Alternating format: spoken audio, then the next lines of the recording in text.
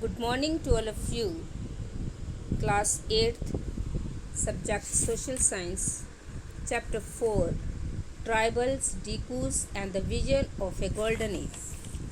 Dear students, आप अपनी book का पेज नंबर 41 निकालेंगे। वहाँ से आज हम पढ़ेंगे सम हर्डेड एनिमल्स कि कुछ जानवर पालते थे। कुछ लोग जो थे वो जानवर पालते थे।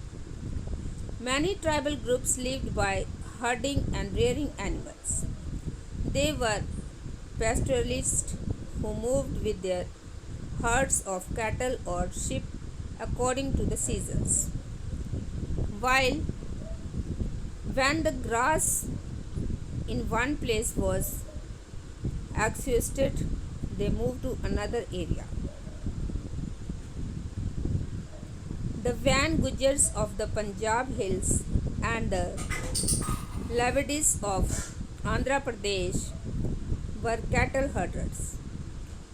The Gadis of Kullu were shepherds and the Bakarwals of Kashmir reared goats. You will read more about them in your history book. Next.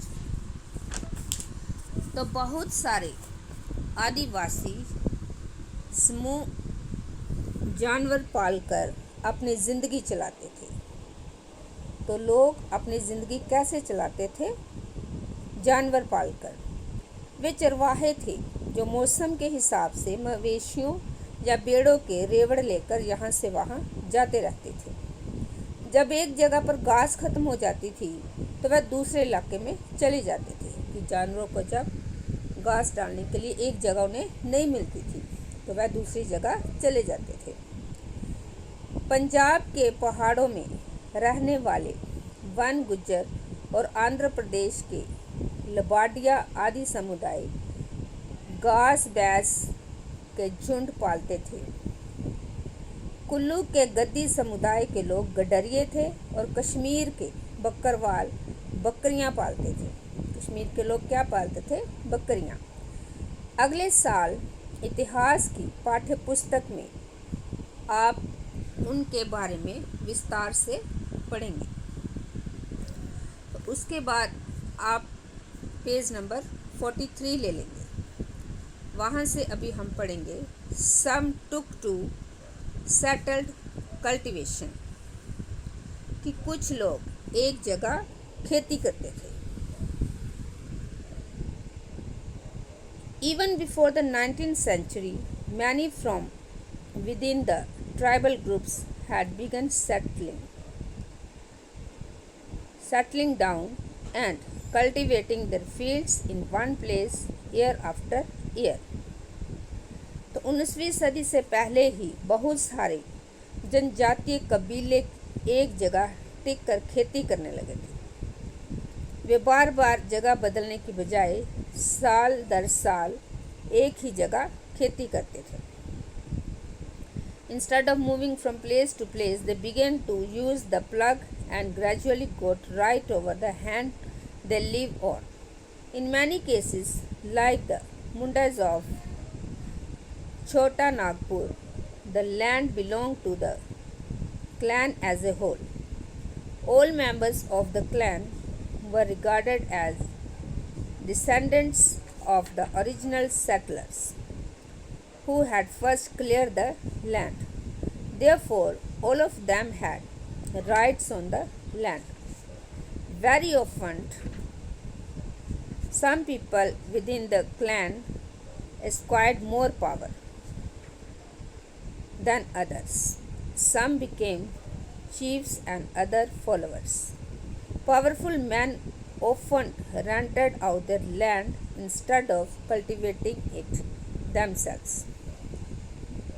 तो वे हलों का इस्तेमाल करने लगे थे और धीरे धीरे उन्हें ज़मीन पर अधिकार भी मिलते जा रहे थे। बहुत सारे समुदायों में छोटा नागपुर के मुंडाओं की तरह ज़मीन पूरे कबीले की संपत्ति होती थी। कुल के सभी सदस्यों को उन मूल निवासियों का वंशक माना जाता था। जिन्होंने सबसे पहले आकर ज़मीन को साफ किया था। लिहाजा ज़मीन पर सभी का बराबर हक होता था। फिर भी अक्सर ऐसा होता था कि कुल के कुछ लोग औरों से ज़्यादा ताकत जुटा लेते थे। कुछ मुखिया बन जाते थे और बाकी उनके अनुयायी होते थे। जो ताकतवर होते थे वे खुद खेती करने की बजाय अक्सर अपनी ज़मीन बटाई पर दे देते थे। British officials so settled tribal groups like the Gonds and Santals as more civilized than hunter-gatherers or shifting cultivators. Those who lived in the forest were considered to be wild and savage. They needed to be settled and civilized. तो British अफसरों को गोंड और संथाल जैसे एक जगह ठहर कर रहने वाले आदिवासी समूह शिकारी, संग्राहक या घुमंतू खेती करने वालों के मुकाबले ज़्यादा सभ्य दिखाई देते थे। जंगलों में रहने वालों को जंगली और बर्बर माना जाता था। अंग्रेज़ों को लगता था कि उन्हें स्थायी रूप से एक जगह बसाना और सभ्य बनाना ज़रूरी है। How did colonial rule affect tribal lifes? औपनिवेशिक शासन से आदिवासियों के जीवन पर क्या असर पड़े? The lives of tribal groups changed during British rule. Let us see what these changes were. तो ब्रिटिश शासन के दौरान आदिवासी समूहों का जीवन बदल गया। आओ देखें कि ये बदलाव क्या थे। अब इनके जो बदलाव है वो मैं नेक्स्ट वीडियो में आपको बताऊंगी। तो जितना आपने आज पढ़ा है आप क्या करोगे, उसको रीड करोगे, दोबारा उसकी रीडिंग करोगे। Thank you and have a nice day.